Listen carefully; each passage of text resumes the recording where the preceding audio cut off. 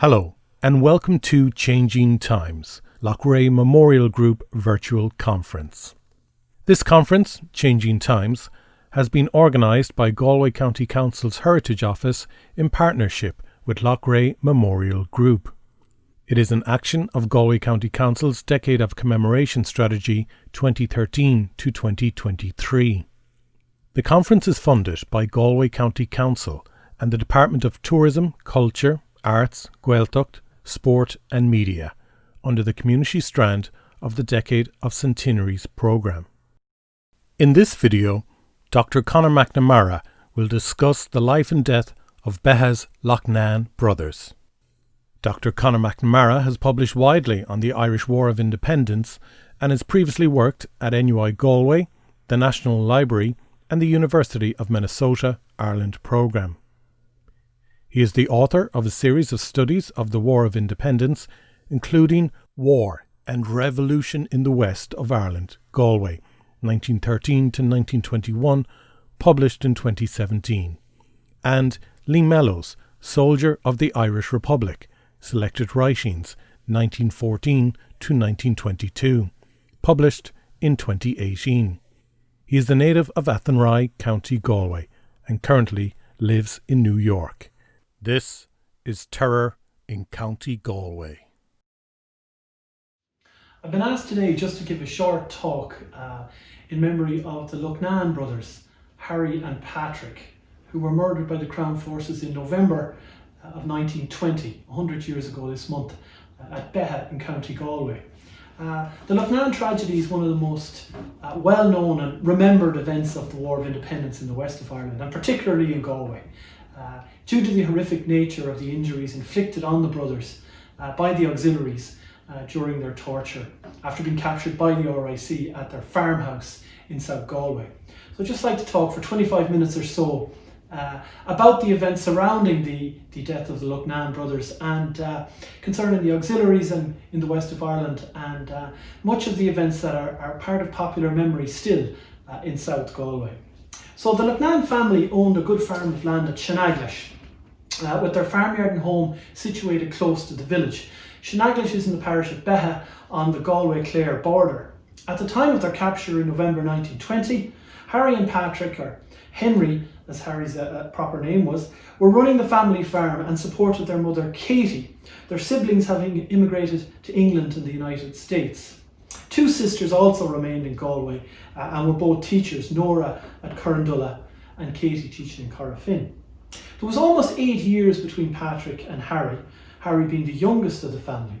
And Henry O'Mara, a commander of the 6th Battalion of the East Clare Brigade, recalled that Pat was tall and powerfully built, as fine a hurler as could be found in Galway or County Clare. Harry, he recalled, on the other hand, was of gentle, quiet and retiring disposition, studious and fond of reading. The Connacht Tribune later lamented their deaths and noted, Harry, who was 22 years of age, had been studying for 12 months at De La Salle College, Waterford, preparing for the teaching profession. He had to abandon his studies owing to his ill health and was working on the farm with his brother for some time. Both were prominent members of the Beagh Hurling Club, of which Henry was goalkeeper and Patrick was full back. Patrick and Harry were both involved in the local Sinn Féin Cumann, and the local IRA organiser, Pádraig O'Fahey, recalled that Patrick had deep regrets about not having been involved in the 1916 rebellion. He'd been a member of the United Irish League at the time, the grassroots organisation of the Irish Parliamentary Party, and O'Fahey recalled Patrick telling him, "It grieves me to think that we stood by while others suffered. If I only got the least inkling of the rising and what Sinn Féin had stood for, I too would have done my part." With the commencement of the War of Independence, however, in 1920, the brothers threw themselves wholeheartedly into local Republican organisations, taking a leading role in both Sinn Féin and the local Beagh Company of the IRA.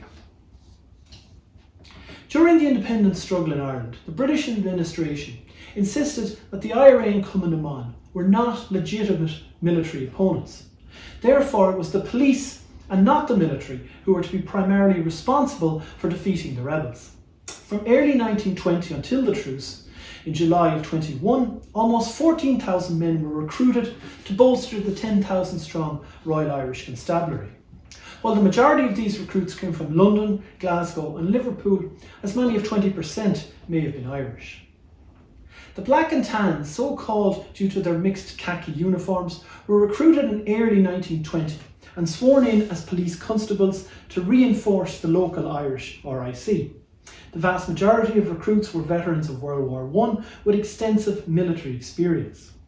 The upsurge in the Republican campaign, however, in the spring of 1920 led to a second wave of police recruitment in July that saw the creation of an auxiliary division which operated independently of the police. While the auxiliaries, or Ogsies as they were known, were a distinct force which operated independently of the police, they were generally viewed by the civilian population as large as part of the Black and Tans, with the regular police, the auxiliaries and the additional troops sent to form the Black and Tans lumped together in the popular imagination. The auxiliary detachment based in Galway was D Company, and their headquarters was at Lennaboy House in Salt Hill. From August of 1920, D Company was commanded by a Major Arthur Patrick McNichol.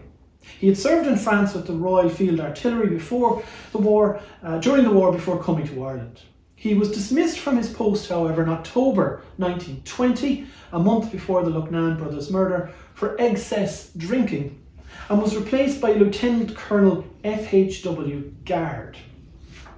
Gard would go on to give evidence at the inquest into the Loughnan's murder, and we'll return to him later. The activities in the Black and Tans in Galway became notorious almost as soon as their arrival. Wanton violence, drunkenness and indiscipline would contribute to the dismissal of their commander in October, but before that you had the burning of Tuam infamously on the night of the 19th of July 1920, following an IRA ambush. In this respect, the killing of the Loughnans would be part of a wider pattern of the killing of prominent Republicans while in the custody of the police during the period. Michael Moran, for instance, of Tuam, was the leader of the North Galway Brigade, was killed in the same month as the Loughnans while in custody at Earl's Island Barracks in Galway. Tomás O'Hanlon, a senior Republican organiser at Turloughnmore, was killed the previous month.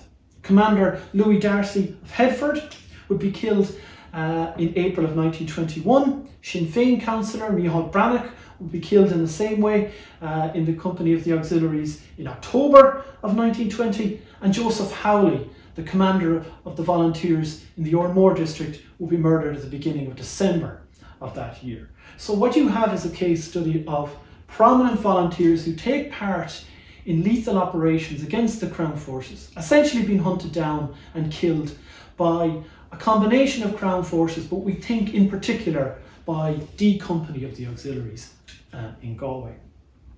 So the prelude to the murder of the Loughnane brothers was the IRA ambush at Castle Daly. This ambush was led by Joseph Stanford and Thomas McInerney, Stanford of Gort and McInerney of O'Drahan. They were the two most senior IRA volunteers in South Galway at the time. The War of Independence had commenced in earnest in Galway in early 1920, with attacks by the North Galway Brigade of the IRA on police barracks at Castle Hackett in Belclare district on the 10th of January, and at Castle Grove on 26th of March, not too far away. Followed then by attacks on police barracks by the East Galway IRA at Loch George on the 25th of May and at Buceen Barracks in Killock-Coniron on the 4th of July. The volunteers in the south of the county launched their first major engagement on the 29th of June 1920 when a small IRA unit led by Dan Bryan of Gort shot Sergeant Elliott at Ardrahan, seriously wounding him. In September, a large force of volunteers from Ardrahan, Kinvara and Kilcolgan had engaged the police at Drumharsna, and a unit of the Gort volunteers attacked the police at Blackwater Gort during the same month. The most significant event in the early phase of the volunteers' campaign in South Galway, however, was the Castle Daly ambush that took place at Castle Daly Crossroads, located between the villages of Kilcreast and Peterswell on the 31st of October 1920. The attack was led by Stanford and McInerney, involved over 40 men from the Ardrahan, Kilbacantee, Beha and Gort companies. Crucially, including Patrick Loughnane. The group were armed mostly with shotguns and later complained that their ammunition was damp and had prevented them from inflicting heavier casualties. Stanford left a detailed description of the ambush with the Bureau of Military History, and he noted that his group spotted 5 RIC men travelling by bicycle to Peterswell, armed with rifles, and decided there and then that they would launch an attack. Knowing the police would return by the same route, the group got into position opposite Castledaly Church. The volunteers were placed in sections of 7 or 8, stretching from the Cross Road to Daly's Gate, covering 90 yards or so. When the RIC duly returned, the IRA opened fire, fatally wounding 1 policeman, while his 4 comrades managed to escape on foot. Constable Timothy Horan lost his life in the ambush. He was 40 years of age, he had 3 children, and he was originally from County Kerry. Following the ambush at Castledaly, the Crown forces burned a number of houses in the site of the ambush. However, much worse was to follow. 2 days later, on the 1st of November, Eileen Quinn, a 24-year-old, heavily pregnant mother of 3, was shot dead by the auxiliaries from a passing lorry at Corker, Gaeltacht, as she sat on the front wall of her garden with her infant son in her arms. She managed to crawl to her kitchen, leaving a trail of blood, and lingered for around 7 hours, bleeding heavily, before succumbing to her wounds that night. Eileen's husband Mcnally was a small farmer, and she was waiting his return from the fair at Gort when she was killed. She was seen by the local priest, Father John Considine, who sent word to the RIC at Gort. However, the head constable at Gort refused to come and take the dying woman's statement.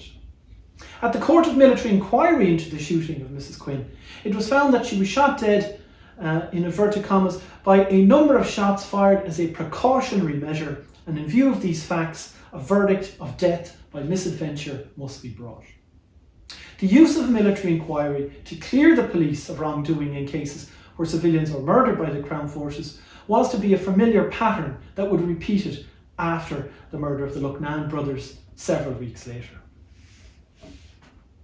The Loughnane brothers were threshing corn with their neighbours in their yard at Shenaglis when the Crown forces in the form of the RIC arrived around 3 p.m. on the afternoon of the 26th of November.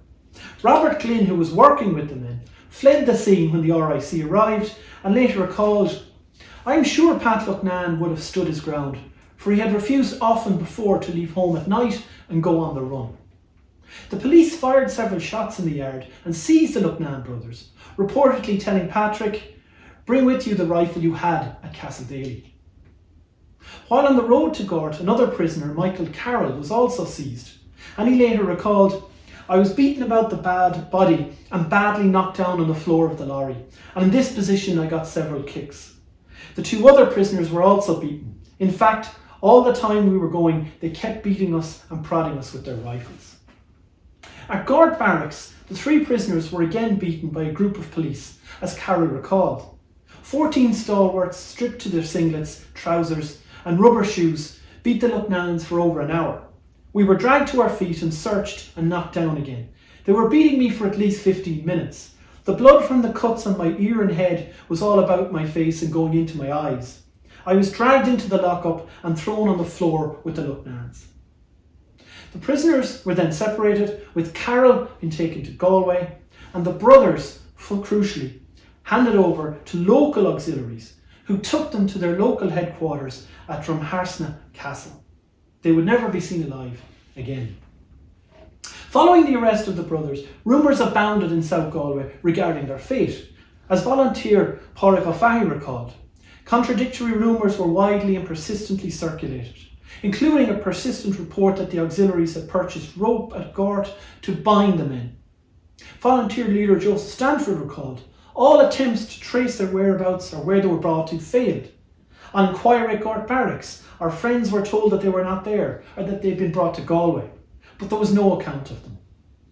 O'Fahey later wrote, "In the meantime, disquieting rumours had circulated in the area to the effect that the auxiliaries had returned to Mr. Cohen's in Gort with rope, and that a local girl overheard them conversing with an RIC man and say, 'Oh, we have killed him,' and that the brothers were made to carry large stones and run before their lorries, the Crown forces prodding them with bayonets until they fell exhausted, that they were then tied to the lorries and dragged along the road, that shots were fired at Moy O'Hines Wood near Kinvara on Saturday night, that men answering their descriptions were seen in the wood, dead or lying in a dying state on Saturday.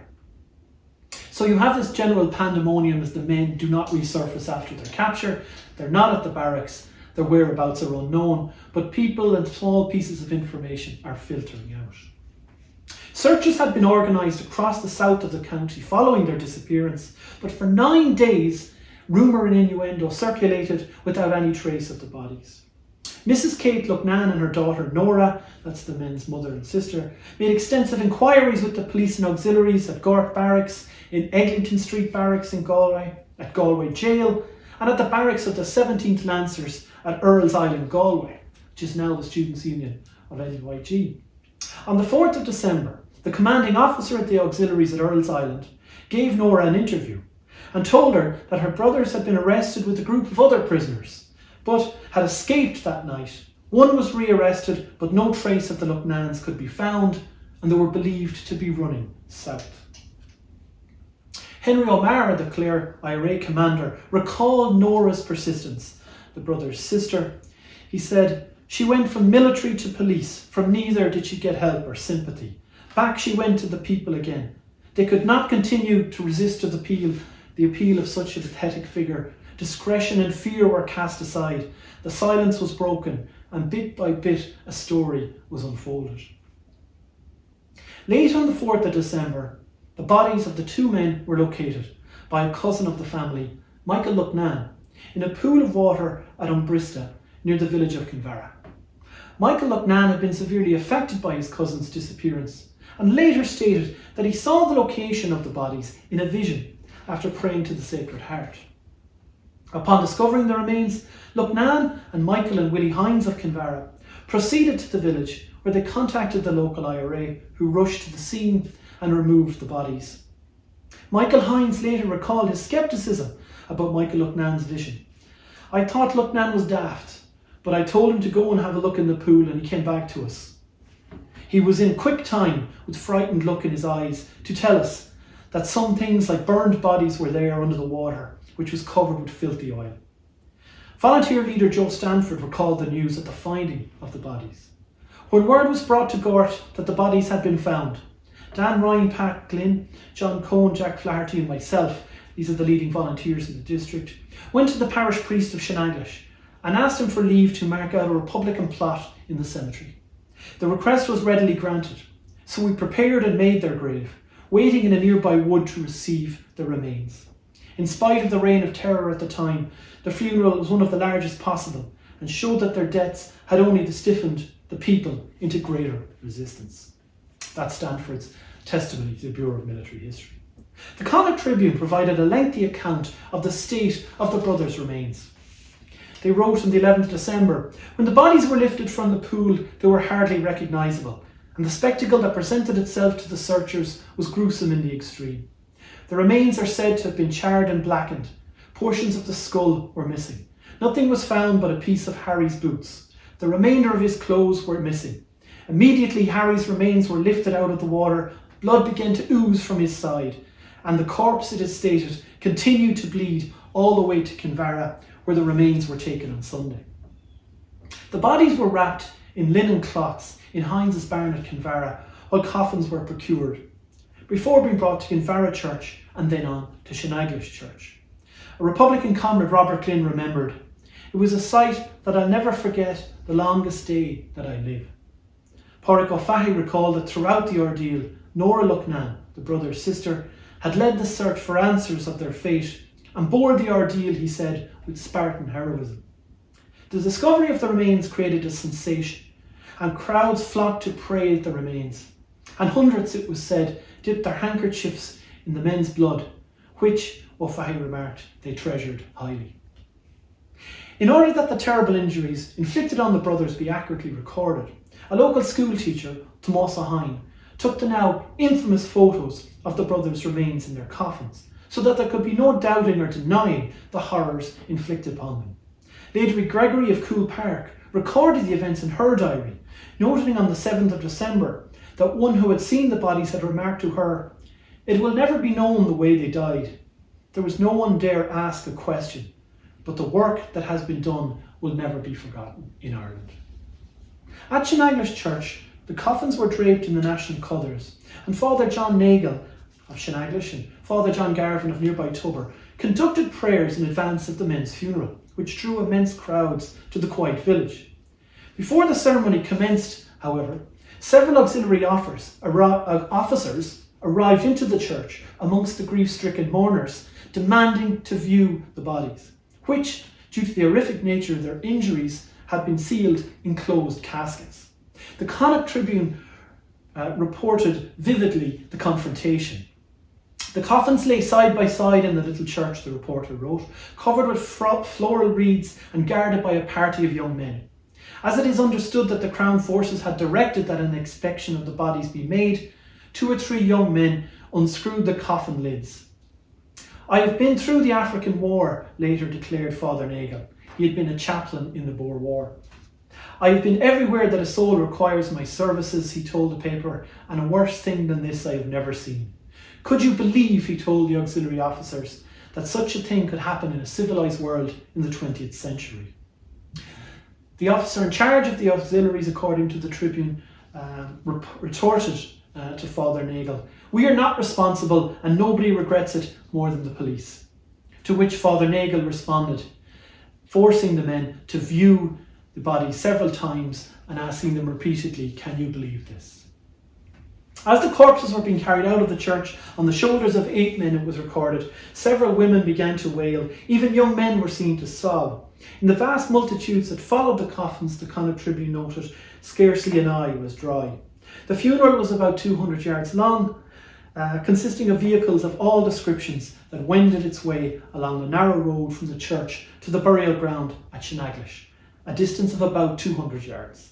The coffins were then taken from the shoulders of the pallbearers and laid side by side in one grave by young men from the surrounding districts, the sides of the graves covered with laurels.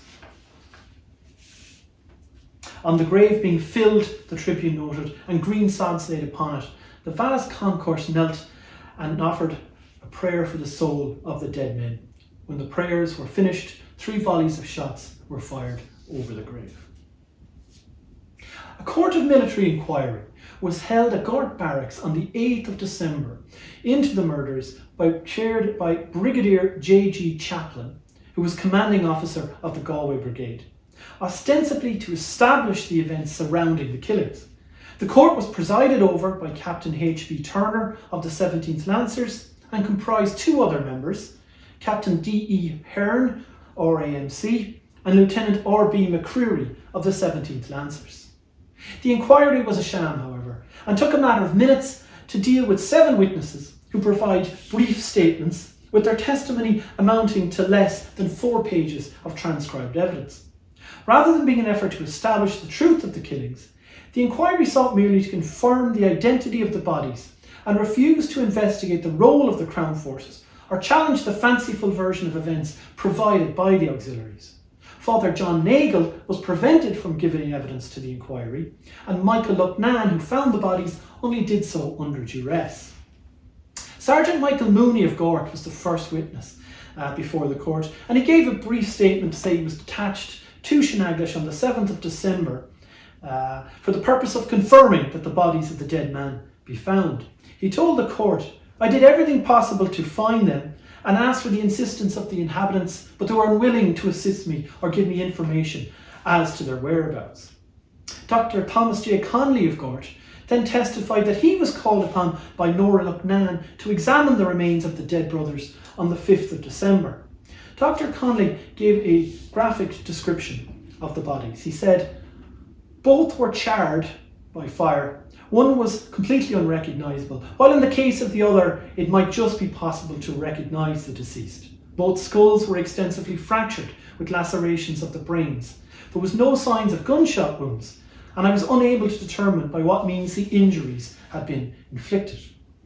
In my opinion, the deceased had been dead at least a week." The second doctor to address the court, the third of the 7 witnesses, was Dr. Sandys of Galway. And he testified that the auxiliaries had called upon him on the 7th of December to identify the bodies.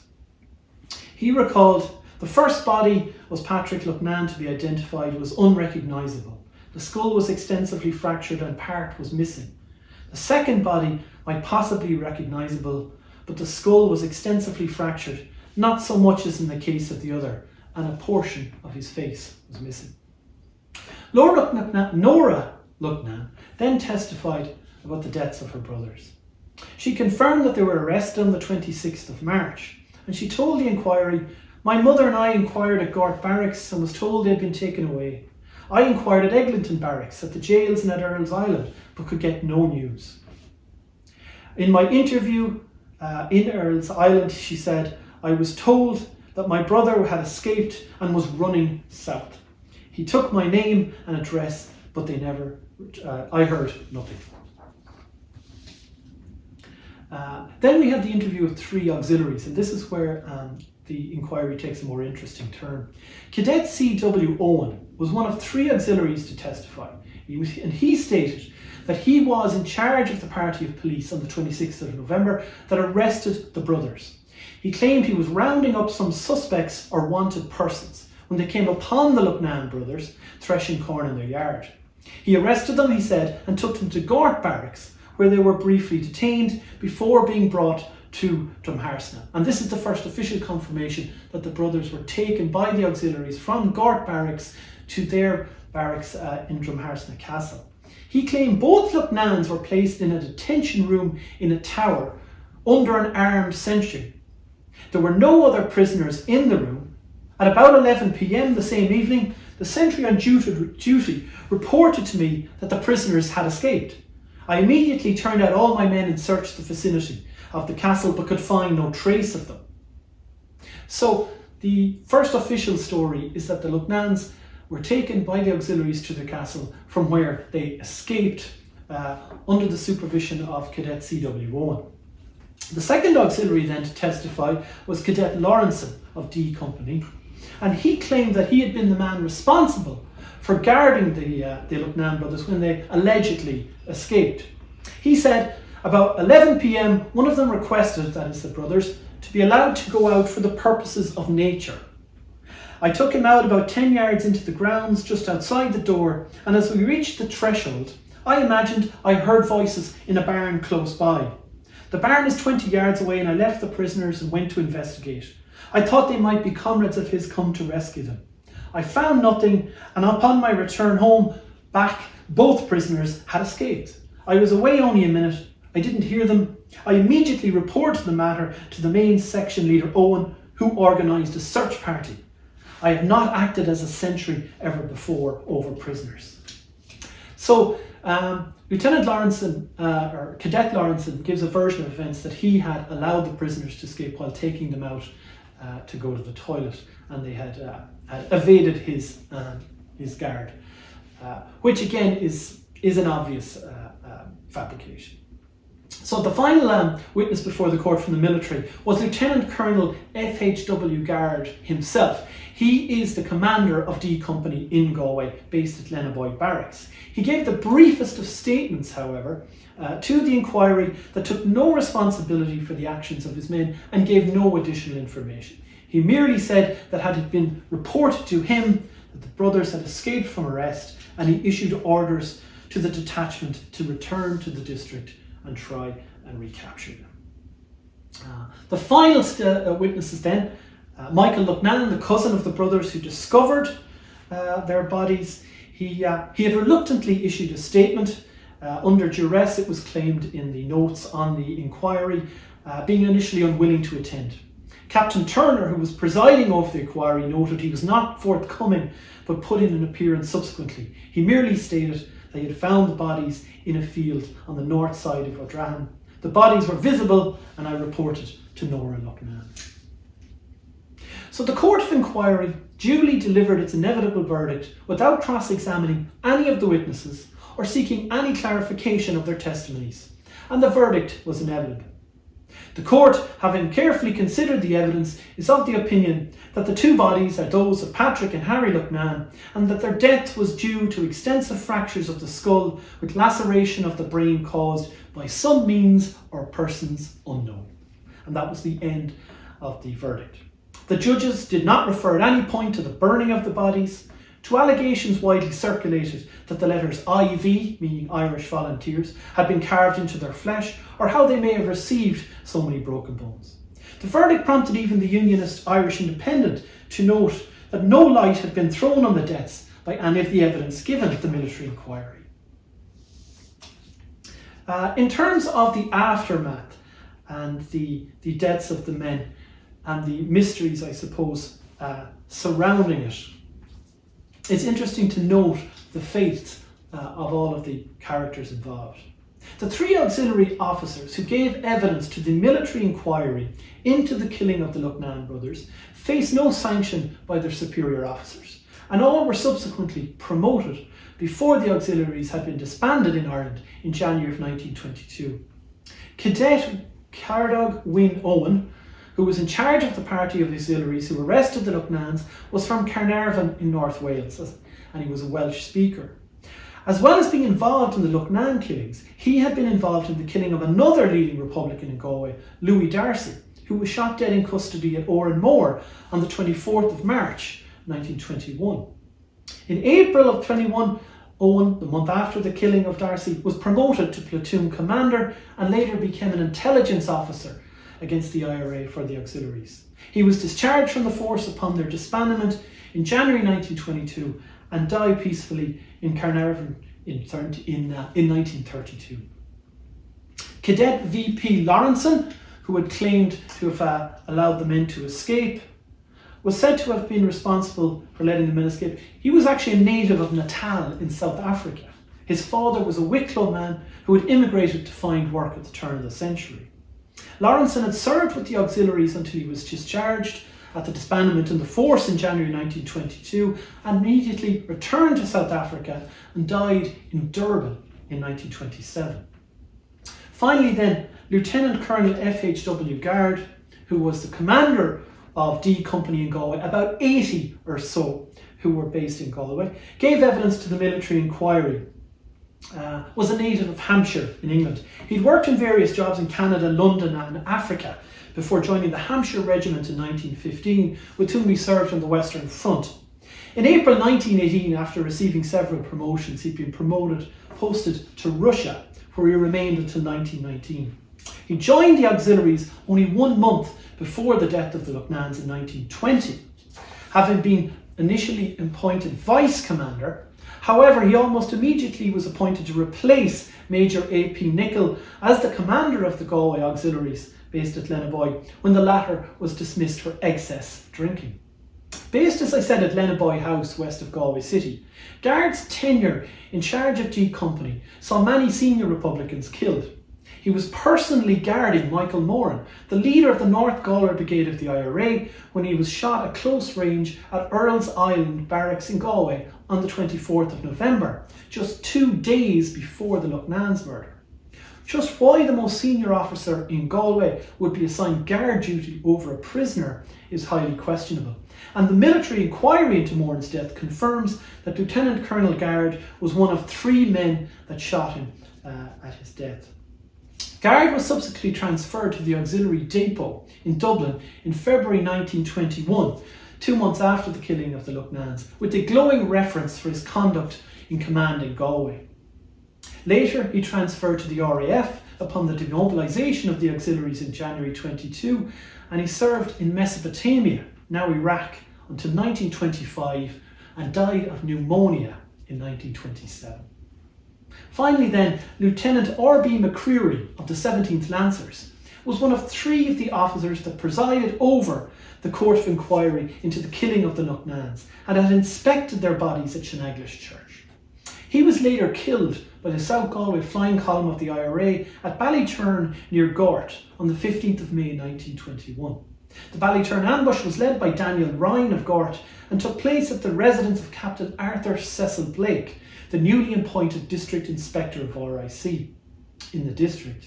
The IRA column also killed 3 Crown forces in the attack, Captain Blake along with Captain F.W. Cornwallis and Lieutenant McCreary. Elizabeth Blake, the wife of the District Inspector, who was seated in the car next to the military men, was also killed in the hail of bullets on that day. For the people of Shenaglis, the horrors of what was done in their community left an indelible mark. Father John Nagle, who had presided over the ceremonies following the death, died from a fall from his horse, in which he sustained a compression of the skull just 4 months after the killing of the Loughnane brothers on St. Patrick's Day 1921, aged just 46. Of the 3 young men who found the bodies of the Loughnans, both Michael Loughnane and Michael Hines subsequently immigrated to the United States. Nora Loughnane, who had faced down the auxiliaries in a bid to get to the truth about her brothers, later left the teaching profession and joined the missionary sisters of Our Lady of Apostles' Order and served in England, France and Africa before returning to Ireland. Mrs. Katie Loughnane, the mother of Patrick and Harry, lived into old age at the family home and passed away on the 7th of November 1936 with her remaining family by her side. A memorial cross now stands at the lonely spot where the bodies of the brothers were recovered at Moy O'Hines Wood. And in 1927, a Celtic cross was placed over the brothers' grave. The story of the Loughnans remains an indelible part of the fabric of the communal memory and heritage of the people of Beagh and South Galway. The manner of their deaths and the dignity of their community and loved ones in response to the horrors of the Crown Forces remains an enduring feature of popular memory. The Beagh Hurling Club and the Shenaglis Church remains the heart of the small community, and the grave of Patrick and Harry Loughnane is still tended by the local people. Gar Malgat.